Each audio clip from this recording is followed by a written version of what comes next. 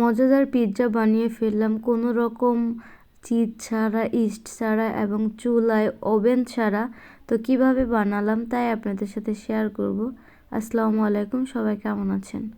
শখ করে কোনো জিনিস কিনলে হয়তো তা তাড়াতাড়ি নষ্ট হয়ে যায়, কারণ নজর খুব খারাপ একটা জিনিস। ছোটো বোন একটা ক্যাপসিকামের গাছ কিনে নিয়ে আসছিল।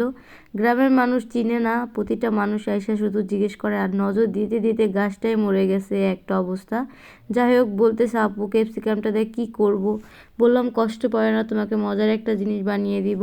তো এরপর হলো যেই মজার জিনিসটা বানাবো, আমি হলো আজকে পিৎজা বানাবো, তাই আপনাদের সাথে শেয়ার করব ঘরোয়া পদ্ধতিতে একেবারেই।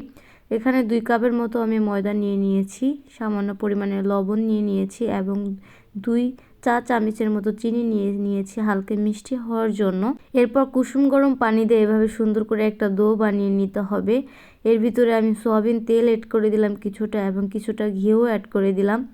সুন্দর করে এভাবে মাখার পরে এখানে আমার যে উপকরণগুলো দরকার সেটা হলো 1 নাম্বার হলো আমার সাদা একটা সস বানাতে হবে, যেহেতু আমি চিজ এখানে অ্যাড করব না। তো এই সসটা বানাতে আমার দরকার হলো লিকুইড দুধ বা প্যাকেটের দুধ, সাথে 1 চামচ ময়দা, তাহলে সাদা একটা সস হয়ে যাবে। চিনি ফ্লেক্স অ্যাড করব আর হলো ধনিয়ার ফাঁকি অ্যাড করব, তাহলে সুন্দর একটা সস হয়ে যাবে। এরপর মাংস, ছোট ছোট হাড়যুক্ত মাংসগুলো কাটাকাটি করে তা একটু নুন এবং মরিচের গুঁড়া দিয়ে মেখে এখন হলো তেলে ভেজে নিব। এভাবে যদি পিৎজাটা বানান কোনো রকম ওভেন ছাড়া এবং ঘরোয়া পদ্ধতিতে, এভাবে মজাদার পিৎজা আপনারা বানাতে পারবেন।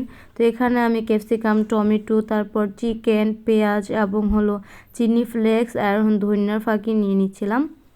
তো এই উপকরণগুলোই আমার লাগবে। এরপর আমি একটা স্টিলের প্লেট নিয়ে নিয়েছি, এখানে একটু তেল মেখে নিচ্ছিলাম যাতে ডোটা এখানে দিলে পরবর্তীতে লেগে না যায়।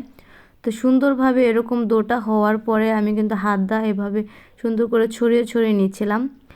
এখানে হলো ইস্ট ব্যবহার করা দরকার ছিল, কারণ ইস্টটা ব্যবহার করলে রুটিটা সুন্দর করে ফুলে যেত। যেহেতু ইস্ট ছিল না তাই নিজেরা এভাবে করে নিচ্ছিলাম। তো তারপরও ভাবতে পারি না যে এতটা বেশি সুন্দর হবে, মানে অনেক বেশি সুন্দর হয়েছে। আমি আজকে ফার্স্ট টাইম হলো পিৎজা বানাচ্ছিলাম ঘরোয়া পদ্ধতিতে। তো প্রথমে সাদা সসটা দিয়ে এভাবে সুন্দর করে ডোটার উপরে সুন্দর করে মেখে নিচ্ছিলাম। পরে এখানে টমেটো সসও অ্যাড করে দিলাম, পুরাটা ডোর উপর দিয়ে সুন্দর করে এভাবে মেখে নিলাম। তারপরে এখানে আমি ধনিয়ার গুঁড়াগুলো উপর দিয়ে ছিটিয়ে দিচ্ছিলাম। এরপর চিনি ফ্লেক্সগুলো দেওয়া হচ্ছিল। এরপর চিকেনগুলো সুন্দর করে ছড়িয়ে ছড়িয়ে দিয়ে, মানে একটা পিৎজা সাজাতে যেরকম যেরকম উপকরণগুলো দরকার ওরকম করে সাজিয়ে নিয়েছিলাম সব কিছু। এরপর এখন হলো এই জায়গায় পেঁয়াজ অ্যাড করে দিচ্ছিলাম। মানে এত বেশি সুন্দর হয়েছে, এত বেশি দেখতে স্পাইসি হয়েছে, কি বলবো, আর খেতে অতটাই মজা হয়েছে। এরপর ক্যাপসিকামগুলো দিয়ে দিলাম, আবার উপর দিয়ে কিছু চিকেন দিয়ে দিলাম, তারপর একটু চিনি ফ্লেক্স এবং ধনিয়ার ফাঁকি দিয়ে দেওয়া হলো। এরপর এখন ফাইনালি দেখেন আমার পিৎজা সাজানোর লুকটা, মানে এক কথায় অসাধারণ। যখন সাজাইছি তখনই মন চাইতেছিল যে আমি কেটে এখনই খেয়ে ফেলি, এত সুন্দর কিভাবে হলো, এত বেশি ভাল লাগতেছিল। ফাইনালি ছোটো বোনের কষ্টটা দূর হবে, কারণ তার শখের জিনিসটা এভাবে নষ্ট হয়ে গেছে, আর এটাতে এত সুন্দর একটা জিনিস বানাচ্ছিলাম, সে তো অনেক বেশি খুশি হবে। তো যেহেতু ওভেন ছিল না তাই বড় একটা হাঁড়ির পাতিল নিয়ে নিয়েছিলাম। এটার মানে পাতিলটার নিচের তলা মোটা হতে হবে এরকম।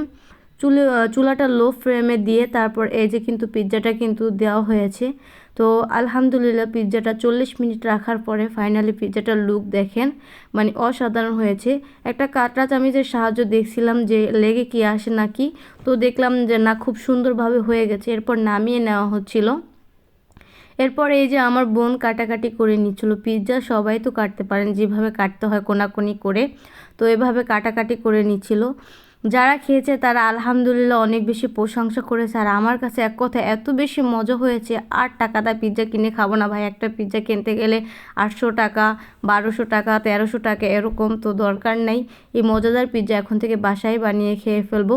তারপর একটা মেয়োনিক্সও বানিয়ে নিয়েছিলাম নিজের হাতে। তো আজকে ভিডিওটা এই পর্যন্তই, ভালো লাগলো অবশ্যই কিন্তু শেয়ার করে দিবেন। আর আপনাদের কাছে এই পিৎজার ভিডিওটা কেমন লেগেছে অবশ্যই কমেন্ট করে জানাবেন।